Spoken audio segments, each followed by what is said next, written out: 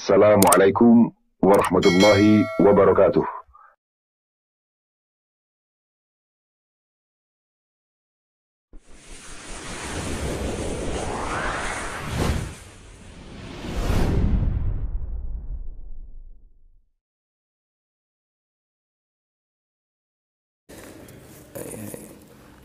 पुरानी ख़ारिश का इलाज बता दें।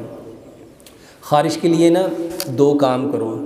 अगर ख़ारिश किसी मखसूस जगह पे है तो केला लो, केला लेके उसमें नारियल का तेल मिलाओ। केले में नारियल का तेल मिला के मेरे मोहतरम भाइयों ख़ारिश वाली जगह पे लगाओ। ये जिसको तद्दर चंबल नहीं कहते आप लोग, तद्दर भी हो जाता है, चंबल भी हो जाता है, उन मरीज़ों के लिए वो ख़ारिश जो खुजली करते रहते हैं और खून निकाल लेते हैं। मेरे मोहतरम भाइयों अल्हम्दुलिल्लाह अभी कल रात को मेरे पास एक पेशेंट आई थी, उसके सर्कल बने हुए थे, रिंग बने हुए थे तद्दर के, चंबल के, और उसको इतनी शदीद ख़ारिश थी।